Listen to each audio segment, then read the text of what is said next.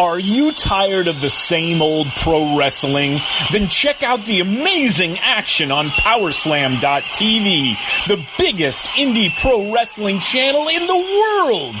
Get over 4,000 hours of the best pro wrestling events from over 110 of the biggest names in the industry from over 15 countries around the globe. Get your free trial today at Powerslam.tv. What's up, y'all? It's Jeff Cobb, and you're listening to Ricky and Clive Wrestling Show on Social Suplex Podcast Network. You're listening to the Ricky and Clive Wrestling Show. Listener discretion is advised at all times.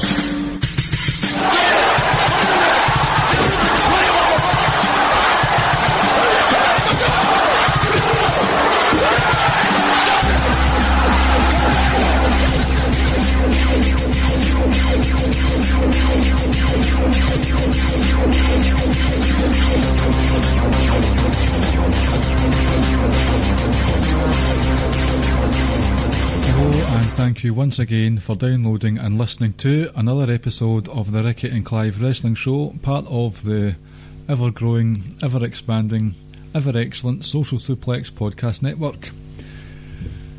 You are stuck with me again, ladies and gentlemen. We've had some fun with people from down the road from me, a few hundred miles south of me, and about 13,000 miles away from me. The party has emptied for the time being, and you're back with me on my lonesome. I know Ramadan Ricky is ready to return, but it's my turn to not be available. Life got in the way a bit. He's busy when I'm not. I'm busy when he's not. It's just, at the time of this recording, things are a bit up in the air as far as frequent availability of both Ricky and myself is concerned. Hopefully, and I hope we'll get things back to normal over the next couple of weeks or so. It's just a bit chaotic at the moment. Kids are having end of school plays, end of school year plays, a lot of nonsense going on. So I have this in the cannon, and I have a bullet in the chamber. This is another canned episode for you, recorded ahead of time. So whatever I say could be completely out of date, it could be irrelevant, it could be wrong. I shall not apologise, though I still think the overall topic of what I was wanting to talk to you about is relevant any day of the week. So it's another audio essay, if you will. How pretentious did that sound there, dearie me. Anyway, before I go on, make sure to check out Powerslam.tv for over 4,000 hours of independent wrestling from across the landscape. It's put in the Social Suplex promo code and you'll get that free month. And head over to ProWrestlingTees.net for a Ricky and Clive Wrestling Show T-shirt, as well as One Nation Radios and Keeping It Strong Styles and the Social Suplex promo code. Wow, that was terrible plugging as per usual. That's why I was sacked from my job as an electrician. Terrible plugging skills. Anyway, these wee monologues that you've had dotted around the last few weeks have suited me from a logistics point of view. As far as I'm aware, our numbers have stayed the same, increased slightly in some aspects, so I do want to thank you all. It's come to my realisation that there's people out there who regularly want to spend an hour and a bit out of their week to listen to us, so I do, from the bottom of my heart, want to thank you. And I want to thank your friends and your parents and your neighbours who you've had listening for keeping it real. I may be toying with the idea, once I run it past Ricky, of doing more specific topic monologues going forward. It means that there's something there as a backup if there's any holidays we have to think about in advance. It means nobody can disagree with me and put me on the spot and all that jazz. There is obviously the quiz time invitational, which we are 100% committed to.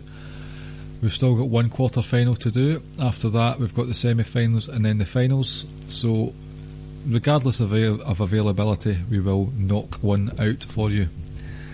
That's what the actress said to the bishop. So this episode is a look at the elephant in the room for WWE stans like myself. Just a wee cough there. This is going to be harshly unedited. This is as real as it's going to get, folks. Times are a-changing in whatever way, shape or form you want to say it. It doesn't matter how small or big. There is some sort of shift going on. I don't think it can be denied any longer, however, which way you want to look at it. I think WWE has come under growing scrutiny over the last several months. I think it's always been there.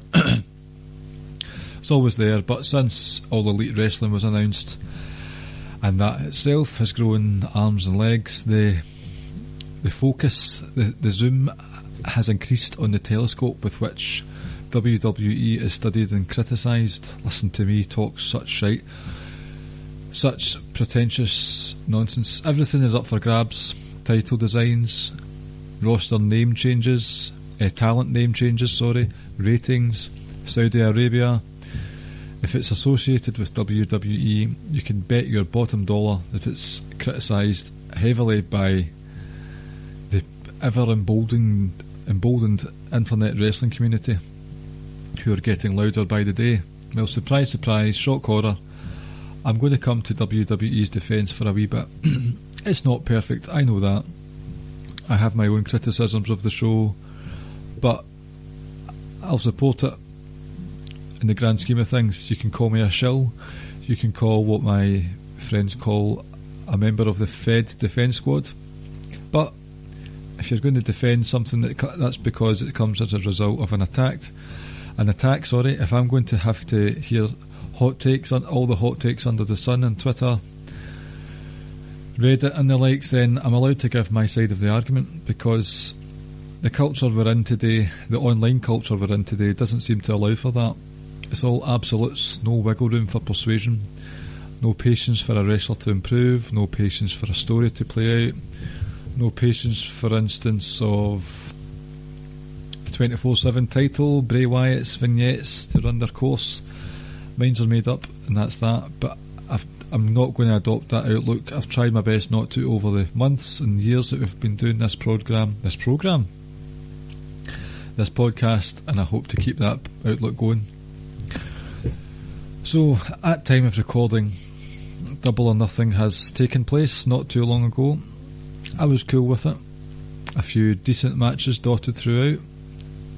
I don't really care for the Young Bucks. I'm sorry, but I'm just not a fan of them. I do love Phoenix and Pentagon though, so for me, having recently gotten into the Lucha Underground world, that was really cool to see them in tag team action for the first time.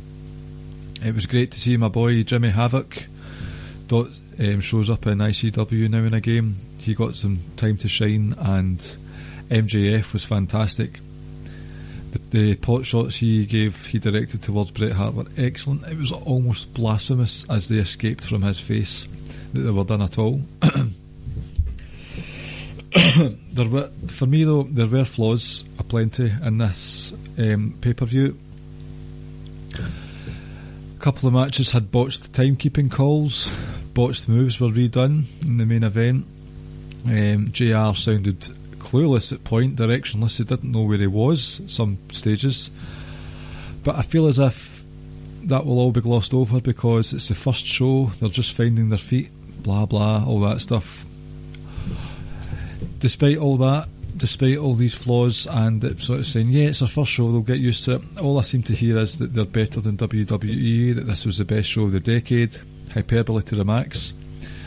I'm not going to reject AEW outright. The stuff that was within the AEW fictional universe, great, loved it.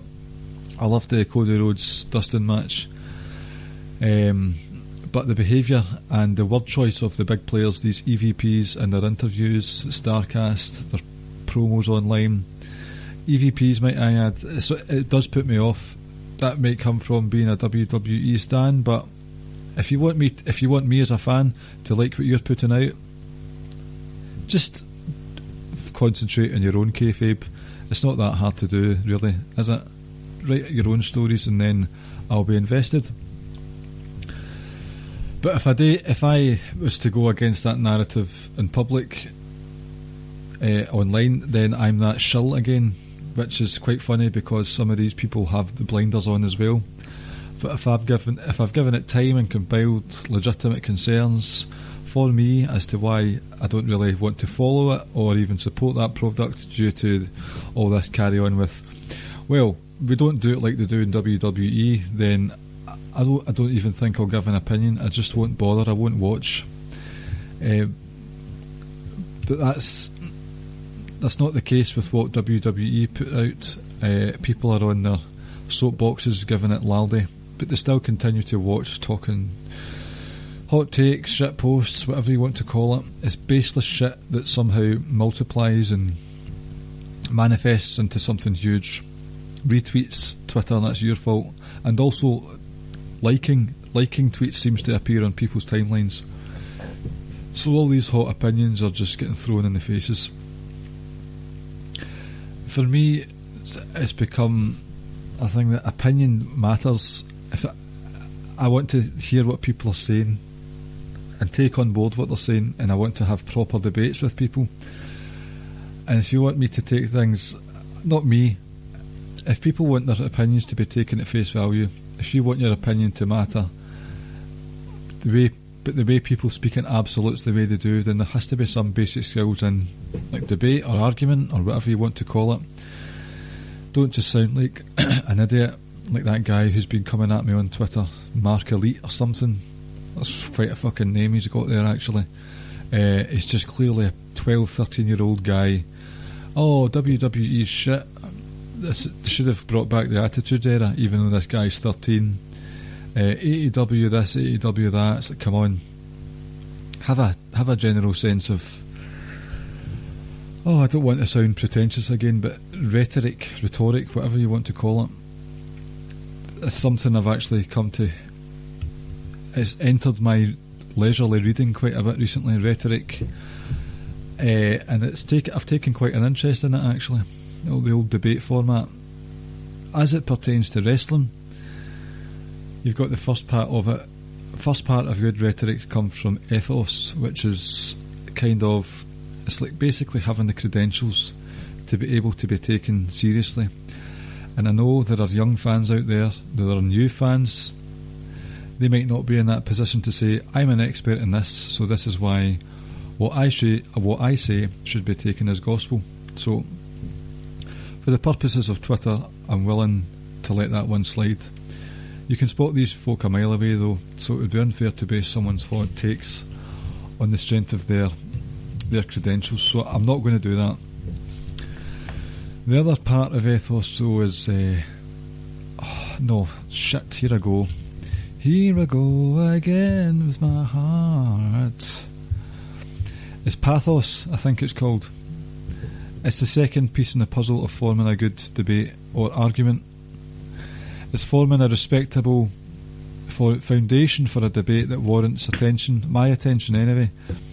It's about bringing an emotional connection to the table, talking from an emotional stance on something that tugs at the heartstrings, or garners sympathy or empathy, or simply makes someone stop and think to themselves, I would like that. I wouldn't like that if that were to happen. That doesn't sit right with me. Things like that, things that make you think. And you don't get a lot of that online. You get the opposite.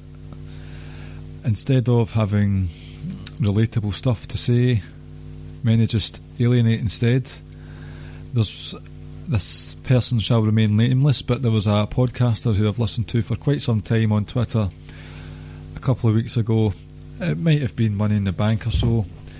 This person has been in the game for a long time, so for me they do have credentials, maybe not an expert, but they've got enough experience to know what they're talking about. Then they just hit out with a tweet saying Naomi is a fucking awful wrestler, and that is a quote. All that does is just get the hairs in your neck up. It gets your cockles up. That's not cockles, I don't know what the feck I'm talking about. It evokes a completely negative response, and I don't want to engage with that person anymore, because they're just going to hit out with stuff that I vehemently disagree with. Why would I want to get into an argument with a tit for tat, a childish immature response to someone not being as good a wrestler as you would want them to be. If you're going to hate what they said and get into a Twitter war, or you're going to retweet it or adopt that opinion yourselves based off a completely incendiary comment, it just takes off. That doesn't merit a good person to sort of base your social media interaction on. This is basically turning into a social media lesson. And I don't mean to preach, I really don't. It's just that the social media world is awful right now, and it seems to come to a head. This was part of one of my monologues I did about heels a few weeks ago, and maybe I should take a break from it, but I've got plugging of podcasts to do and all that stuff. I feel as if it's a necessary evil, but social media is something that's been playing on my mind a lot, and I just want to get this off my chest, and I'm looking for content, so either deal with it or turn it off, or buy the t-shirt at prowrestlingtees.net. Sorry, I just paused to have a wee munch of a Snickers bar and it caught in my throat. Anyway, the last part of this rhetoric, which I'm condescending you about, is logic, or logos, I don't know how you pronounce it, evidence basically. This is where you want to approach something with facts, proper facts, something that's frankly hard to come by in the wrestling world today, because these facts, for quote unquote, they can be twisted and warped to suit a particular narrative, but it's something that many claim to have regardless. Even the higher up guys, you know who I'm talking about. What gets me is all of a sudden everyone is a business expert when it comes to professional wrestling. All of a sudden people are wrestling business fans over and above a wrestling fan, if that makes sense. People are paying more attention to, or getting more satisfaction seemingly from, figures, numbers, TV ratings, pay-per-view buys, merchandise, charts on websites, whatever's trending right now, contract durations. Why? What has this got to do? None of this is focused on what's going on in the ring. Why is that? I'm not trying to be a dick. I'm looking for a genuine answer from someone. So when you listen to this, hit me up. Tell me why these things influence your enjoyment of wrestling. Because for me, I don't know why they should have any bearing on the joy that I get from the actual wrestling. And I want to use a specific event. I want to use as an example the NXT UK takeover that happened in Blackpool in January. I wanted to use this one because simply so far it's been my favourite show of 2019. Biased, probably. It's probably biased. It might even very much be the case. But wrestling fandom is basically biases and favourites. It's what's made this online gang mentality we see today. Anyway, back to Blackpool. That actually sounds like an album from an old crooner who's hitting the Blackpool Tower Ballroom for the first time in years. Back to Blackpool with Michael Bublé. Anyway. Sorry, I just dropped something there. Was the Blackpool card full of British, like total British legends? Not legends, powerhouses. Yes, global powerhouses. To a much lesser extent. Are any of these people moving the needle in the grand scheme of things? Who knows? I don't know what network viewing figures are like. I don't even know if they're made public. Are the grizzled young vets, Dave Mastiff, Joe Coffey, Jordan Devlin, are these the biggest names in pro wrestling? Are they must-see attractions? Not really. They are for me, but not for everyone. Did they put on a hell of a show? Personally, oh yes, you better believe it. I don't want to know what's under the hood of the car, behind the curtain, to determine whether the first takeover for a new brand was a success or not. For me, it was a remarkable achievement, and nothing No numbers of views on the network, no star ratings. Nothing will take that away from me. That'll be an event I'll remember for a long time. A guy who lived and grew up miles from where I stayed and grew up, was in the main event against a guy, Pete Dunne, who's become quite a force in WWE. A lot of people know who he is. But these statistics that I'm mentioning, these facts and figures, they're basically used by some to validate their opinion that WWE is shit. One I'll use for an example, which is close to my heart, is 205 Live. People say 205 is shit, nobody watches this. That might be true. I personally am struggling with 205 right now. But maybe if you took a message to people who say it's shit but haven't actually watched it, if you took some time away from trolling for trolling's sake, or scrolling the internet for facts and figures that could be cooked or slanted towards whatever narrative you're moving towards, and use that time to actually just sit down. It's not even an hour, it's 45 odd minutes. You can skip through the adverts, you can skip through the WWEshop.com and all that shit. You're talking 40 minutes or so. You'll enjoy the matches, you might have a different opinion on it then. I'm going off on a wee bit of a tangent, but see if a decent amount of people did that. They focused their negative energy into positive. You might not be able to say nobody watches anymore. See, the power of positivity. That's the new day. I've been saying that for ages, people. The power of positivity. That's not how it works, is it? I can't remember the rhythm. But that's just me. I'm a bit of a 205 Live mark, and it's just a bit frustrating, the shade that's thrown 205's way. Some of it is merited, but some of it is just based on complete, even willful ignorance, which is just not the best way forward. And these are more sort of illogical arguments that don't hold much merit for me, and it really grinds my gears.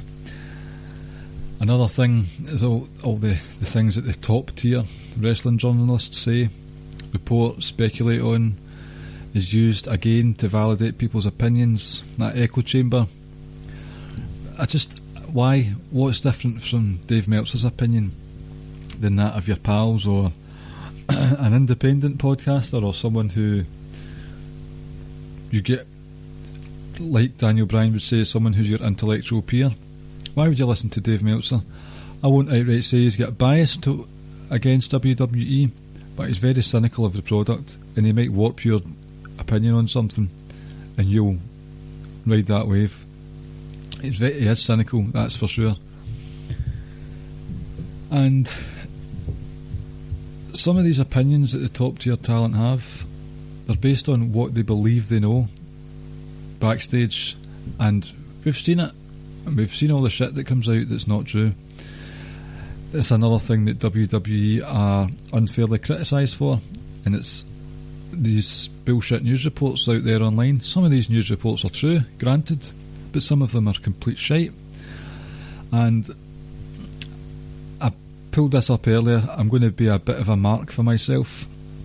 I did a column for the Lords of Pain forum column competition thingamajig a few months ago, and it was talking about people's obsession with behind the scenes rather than the wrestling, and it's specifically aimed at all the dirt sheets and what not. So if I start sounding all proper languaged, then it's because what I'm about to say was written carefully and ahead of time. So here we go. Where is it? Right. We are now more than ever in a world where a massive game of Chinese whispers is at play. Now, I learned from a friend of the show, Kathy67, that Chinese whispers is not what it is called in America or Canada. I can't remember the name of it over there. But it's when someone whispers something to you and you have to pass on what that person said, and the message might translate into something completely different till you get to the end of the line. So, there's what Chinese whispers is. Wrestling news sources, personalities, interviews, or intentionally vague, cryptic Twitter posts from underutilised performers, no matter how the gossip comes to be or whether or not the actual content is accurate, What is initially a whisper becomes a big, massive roar. Where am I? I've lost the page. It's paraphrased, it's contorted and moulded into the roar. There, I said roar already. The truth is lost along the way with alarming frequency. The final product regularly results in false verbatim, accepted by perhaps not an overwhelming majority, but a very vocal minority. That problem, though, is that the minority's voice is growing in volume by the week, as wilder rumours replace the already outlandish ones that came before. The line between fact and fiction becomes exponentially more difficult to determine, even when something turns out to be wrong. The consensus is that WWE is at fault regardless. The damage is done already, and if it's different from what fans expected, it's considered a failure. When it is as forecasted, the product is deemed too predictable, and as a result, your WWE are in a lose-lose situation, and they are. That's a behaviour that's been honed and adopted by the dirt sheet guys.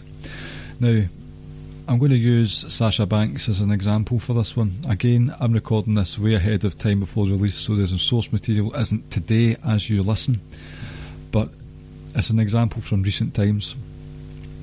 I'll admit Sasha Banks' social media use is a mess. It's more cryptic than a Bray Wyatt promo. Who knows what's going on in that lassie's head sometimes. But there was a report immediately following WrestleMania that she and Bayley had temper tantrums and lay on the floor after their match, losing the tag titles in protest. Immediately alarm bells should be ringing, but that gained traction, and Sasha has poo-pooed that online. Sasha's spouse himself has poo-pooed that. The Iconics poo-pooed it, but even then people still think Sasha's a petulant crybaby who wants to get her way and is unwilling to do the compromise. Sasha's status is up in the air, but shit like that is not helping anybody. That's making WWE out to look like the worst people ever, but it's based on lies. There is something going on with Sasha right now, but to make it out as if she's acting in such a childish manner, well done Ryan Satin for that one. Fucking I mean, I've been vocal of my criticisms of Sasha Banks before, but if they're going to start a narrative based on lies, then that's not on. It's that Chinese whispers again that's the problem. It becomes that narrative that fans, podcasters, whoever else, they use to shape an opinion that for all we know is a steaming pile of dick. A steaming pile of dick is not what I meant to say. All that credibility's out the window, logic's out the window, and if you don't come at something with logic and the other stuff I was talking about earlier on, then you are in a small part to blame for creating this anti-social media, my new term that I'm going to use, and I'm going to patent it and trademark it. Now, with Sasha Banks comes this whole creative control thing. Back to the creative control. That is a biggie. Dean Ambrose has just dropped this podcast, the one that he did with Jericho, and it was an expose on the creative process of WWE. A lot was said. I'm not going to dissect it. We could be here all day. But the gist of it, and I mean the bare bones gist of it, it boiled down to Dean not liking how his character was portrayed. I'm not going to lie. I understand his frustrations, but I enjoyed a lot of Dean Ambrose's main roster career. I enjoyed his promos. I enjoyed the wacky stuff because be you, that's so you, Vince would say to him. That's who I fell in love with. Dean Ambrose was one of my favourites. It seems to be the 6 month span where he was a heel that he's got the most issue with. He's very bitter about that, and I wasn't a fan of it either. Some of it I was, some of it I wasn't. But Dean wanted more control of his character. Right, let's for talking's sake say that John Moxley should use his other name now.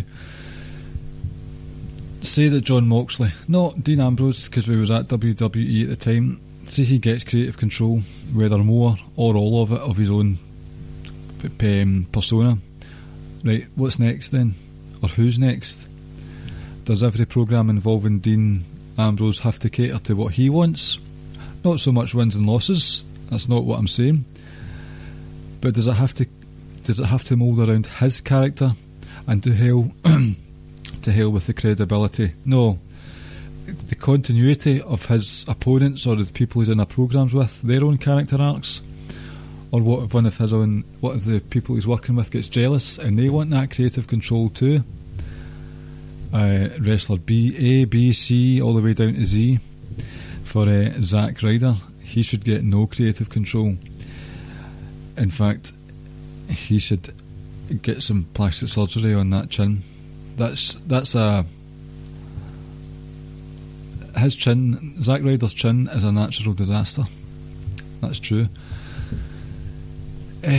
Sorry. Once that wrestler gets a taste of that sort of creative license control, there's no. Are you going to be able to run a tight ship after that? With 3 hours on Monday night, 2 hours on a Tuesday, sometimes 5 if the whole brand split thing is done away with. By that time, all creative direction that the company has gone out the window. I would assume. Surely you can't just cater to one person's whims.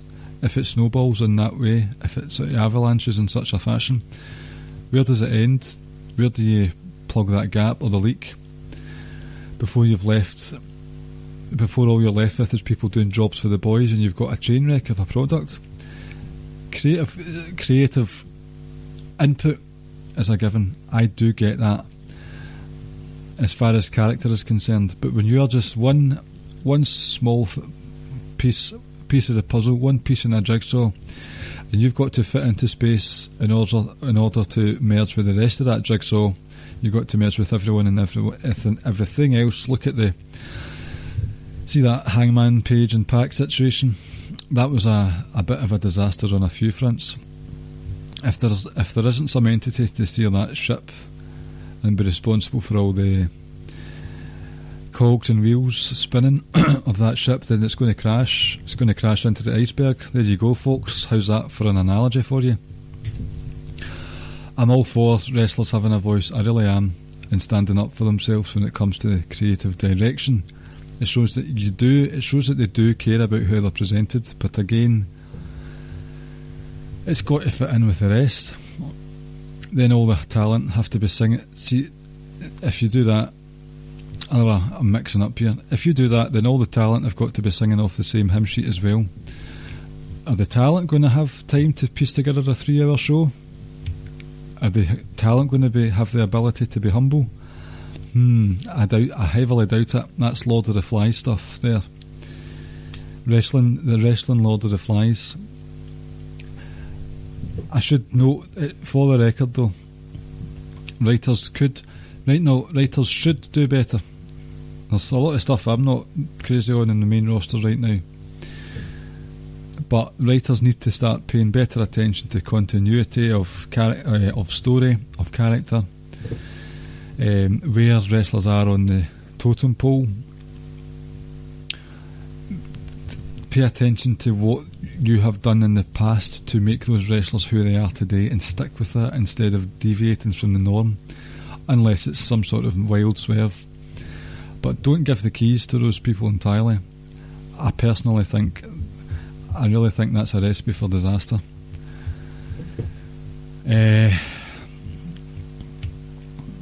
Let's see how AEW handles that creative process.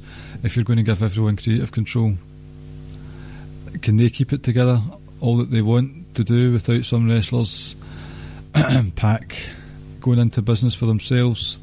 Doesn't matter if it was for Dragon Gate or not, that was bad crack. Are they going to have to deal with this in the future? And is there going to come a point in the future where Cody and Young Bucks and Kenny and whoever's involved in the creative process say, right, stuff it, you're living by our rules now? I would not be surprised at all if that came to be. Oh, I'm tired, guys.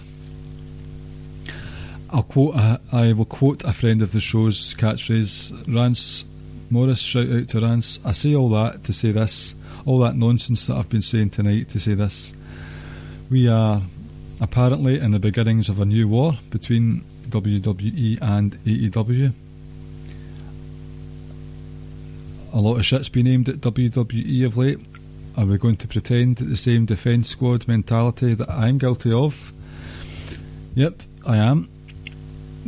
Are we going to pretend that the same yeah buts, no buts, the same mental gymnastics, move the goalposts, all that stuff isn't being carried out by AEW fans? In favour of what AEW are doing, fans who want to see WWE burnt to the ground? Come on, it exists. AEW, the Elite Defence Squad, is real, ladies and gents. I'm saying all this, a lot might have changed since I recorded this, I don't know. The grass might end up greener on the other side. Excuse me, we will not know that. We won't know that until some significant time has passed and all of that stuff that I've talked about that WWE are criticised for is not also the case for AEW. If we were to hit out with the same shit that these guys hit out with, without an inkling of true knowledge or facts or statistics to back it up, if they're dressed up as absolutes and not opinions, then we'll not get out of this swamp. It will be a manky war online, one that I'm not ready for. It's just it's getting further and further away from what wrestling's supposed to be. And you guys know that Ricky and Clive like to keep things positive on the show. We like to defend WWE. We like to make sure we look at things from different angles. But in Ricky's absence, I've got stuff to say. Not that I wouldn't say it without him. I'm just trying to think of content to bring out while we're waiting for the return of Ricky. I just felt as if this was something that had to be said, that WWE are indeed under fire. But fans, not just AEW, many fans of many other promotions should hold a mirror up to their face, their company's, their preferred company of choice's face, and say, do you know what, maybe that is the case. And I think we would all get along a lot better than we do just now. I don't know how that came across. That was a weird one tonight, but it's in the bag. As promised, we will keep continuing to give content. This will drop on the 12th of June, I believe. If not the 12th of June, then I just lied to you. You can call me a dirt sheet specialist. Next week, I can't promise anything, but maybe someone's returning, maybe someone isn't. Anyway, this has been the Ricky and Clive Wrestling Show. We are on the Social Suplex Podcast Network alongside other shows such as One Nation Radio, Keeping It Strong Style, Grown Men Watch This Shit, NXT Then Now Forever, Get in the Ring, and All Things Elite. We are on the Wrestling Squared. We are all on the Wrestling Squared Circle Facebook group, which is our forum of sorts. And if you go to the podcast app that you're using, give us a nice fat 5-star review. Smash that 5-star button, smash it hard and smash it often. Head over to socialsuplex.com where you can find all the columns and podcasts. Subscribe to get them sent directly into your email inbox. Powerslam.tv. If you put in the Social Suplex promo code, you'll get over 4,000 hours of independent wrestling free for 1 month from all around the world, and power shit. One of these days I'm going to get a plug correct, and it'll be the day that I pass on, probably. ProWrestlingTees.net, we've got a few Social Suplex t-shirts on there. So guys, that's it. I'm tired. I've already done some stuff tonight and it's late, and I am up early doors in the morning. Hope you've enjoyed this. I hope it's made you think about, I hope it's just made you take a wee step back and think about things instead of just going in all guns blazing and ready to shoot from the hip. Take aim first, check your gun. Oh, shut up, Brian. And Clive, shut up with your shit talk. Right. Thanks for listening, ladies and gentlemen, and someone will speak to you next week. Good night. Thank you for listening to the Ricky and Clive Wrestling Podcast. We'll see you next time.